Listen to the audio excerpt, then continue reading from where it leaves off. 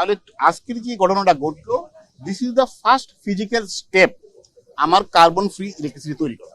This is the first first physical step. Definitely আমাকে বিদ্যুৎ উৎপাদনের জন্য এবং আমাদের জনগণকে সেই বিদ্যুতের সুবিধা দিতে গেলে আরো মাঝে দু একটা স্টেপ আছে, বাকি স্টেপগুলোও করতে হয় এবং সেই স্টেপগুলোও আমাদের আন্তর্জাতিক পরমাণু শক্তি সংস্থা এবং এই টেকনোলজিক্যাল যে গাইডলাইন্স গুলো আছে এই সেইগুলো ওই অনুসরণ করে আগাতে হবে। কারণ প্রতিটা ধাপে সেফটি ফার্স্ট প্রায়োরিটি। কারণ যখনই আমি বলছি ট্রান্সফরমেশন, তখন আমাকে সেফটি, নিউক্লিয়ার সেফটি, এটার সাথে অ্যাডেড হচ্ছে নিউক্লিয়ার সিকিউরিটি। আজকে আপনি জানেন যে এই যে আমাদের ফিউলটা যখন আনা হলো আমাদের ফিউল স্টোরেজ ফেসিলিটিস থেকে, ইউএফসি থেকে রিয়েক্টর বিল্ডিং এ, এটাকে বলা হয়, এটা হলো ম্যাটেরিয়াল ব্যালেন্স এরিয়া।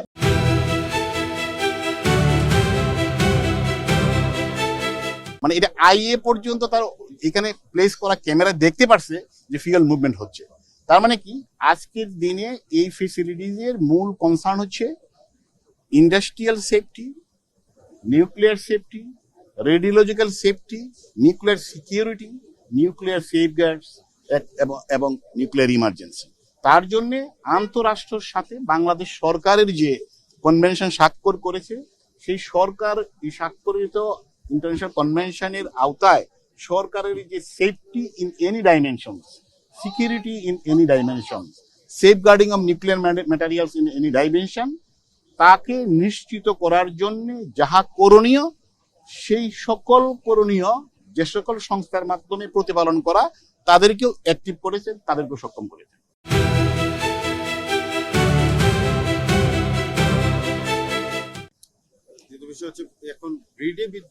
এখন হচ্ছে যেটা আমি একটু আগে বললাম যে দিস দ্য ফার্স্ট স্টেপ। তাহলে আমরা এই যে ফিজিক্যাল প্রসেস বা ফিজিক্যাল স্টার্ট আপ, সেটা হচ্ছে যে আমি আজকে এই যে ফিউল লোডিং গুলি করছি, যে ফিউল অ্যাসেম্বলি গুলি, আমাদের নির্ধারিত ফিউল অ্যাসেম্বলি গুলি 1 by 1 প্লেস করা হবে অ্যাকর্ডিং টু অ্যাপ্রুভ সিকোয়েন্স, যে অর্ডারটা করা হয়েছে সেইটাকে ফিউল লোড করা হবে।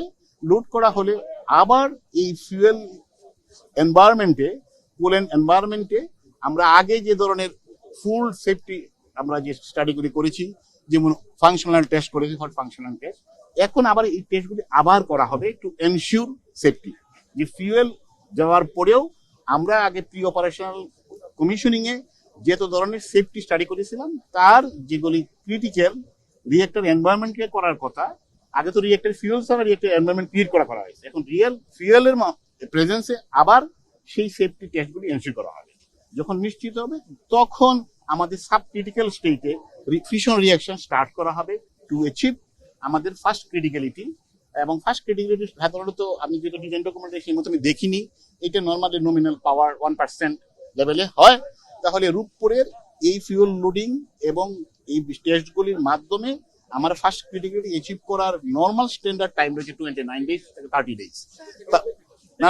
মানে তারপরে আমি কি বলছি, যে ফিউল লোডিং এর করার টোটাল প্রসেসটা থেকে আমি ফার্স্ট ক্রিটিক্যালিটি অ্যাচিভ করব নর্মাল কমিশনিং প্রোগ্রাম অনুসারে স্ট্যান্ডার্ড বিবিআর এর ক্ষেত্রে, 1200 এর ক্ষেত্রে ইট ইজ 29 থেকে 30 days। তাহলে আমরা আশা করতেছি যে 29 থেকে 30 days এর মধ্যে রূপপুর ফার্স্ট ক্রিটিক্যালিটি অ্যাচিভ করবে। তার মানে first at least 1% of nominal power say produce করবে, এবং ওই পাওয়ার অ্যাচিভ করার পরে আবার কতগুলি ক্রিটিক্যাল টেস্ট আছে, সেই টেস্টগুলি করার পরে আমাদের পাওয়ার র্যাম্প আপ শুরু হবে। 3% আবার টেস্ট, 5% আবার টেস্ট, 10% আবার টেস্ট, 15% আবার টেস্ট, এইভাবে করে করে এটা আগাতে থাকবে। এই পাওয়ারগুলো তখন কোথায় পাবো? এই পাওয়ারগুলি তখন, এখন আপনি দেখেন যে এখানে নিউক্লিয়ার পাওয়ার প্ল্যান্টের বিভিন্ন ইকুইপমেন্ট আমাদের এখানে রান করার জন্য আমরা গ্রিড থেকে পাওয়ার নিয়ে আসছি। তাহলে হাউস লোড যেটা এখন আছে, তখন এই উৎপাদিত বিদ্যুৎ হাউস লোডের যে ডিমান্ড, সেটা হাউস লোডের ডিমান্ডটা সে ফুলফিল করবে। তার মানে কি, আমরা এটাতে বিদ্যুৎ উৎপাদন করতেছি, গ্রিডে দেওয়ার আগে গ্রিড থেকে যে পাওয়ারটা নিতাম সেইটাকে এখন আমরা এটা দিয়ে সাপ্লিমেন্ট করছি। এরপরে এই পাওয়ারটা যখন আমি এই আমাদের গ্রিড সিনক্রোনাইজেশনের জন্য বিবিআর এর ডিজাইন হচ্ছে 20% থেকে 30% পর্যন্ত ওই পাওয়ার লেভেল রিচ করা। আমি ইতিমধ্যে মাননীয় মন্ত্রীর মতো একটা স্টেটমেন্টে শুনছি 300 মেগাওয়াট। তার মানে আমাদের গ্রিড সিনক্রোনাইজেশনের জন্য যে রিকোয়ারমেন্টস, যে পাওয়ার লেভেল, সেটা 25% নমিনাল পাওয়ার। তাহলে এই পাওয়ারটা পেতে গেলে আমাদের কত লাগে? Starting fuel loading up to ওইটাতে যাওয়ার জন্য স্ট্যান্ডার্ড টাইমলাইন হচ্ছে 3 months।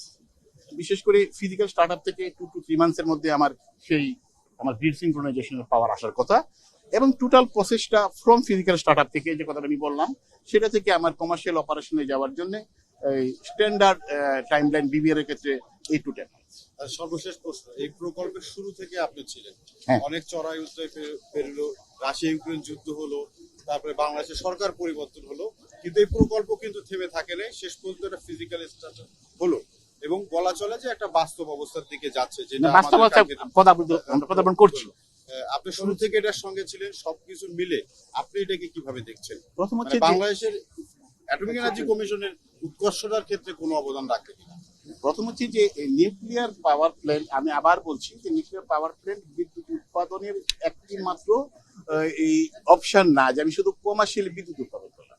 আপনি দেখেন যে একটা নিউক্লিয়ার পাওয়ার প্ল্যান্ট তৈরি করতে গেলে, যদি আপনারা অনেকেই আইএ সিস্টেমের সাথে জড়িত আছেন, যে আইএ মাইলস্টোনস ডকুমেন্ট ইউজ করতে হয়, ফলো করতে হবে। সেইখানে 19টি ইনফ্রাস্ট্রাকচার ইস্যু আছে, ন্যাশনাল ইনফ্রাস্ট্রাকচার।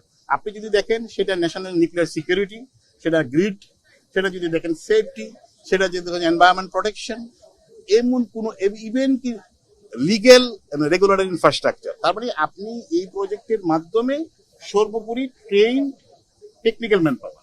তার মানে কি আপনি একটা দেশকে উন্নত রাষ্ট্রে পরিণত করার জন্য যতগুলো ইনফ্রাস্ট্রাকচারাল এলিমেন্টস সবগুলিকে অ্যাড্রেস করে আগাতে হয়। অর্থাৎ এইটি হাই সেন্সিটিভ টেকনোলজি আপনাকে সকল সেক্টরের উন্নয়ন ব্যতি রেখে ওইটাকে ওই লেভেলে না যেয়ে করা যায় না।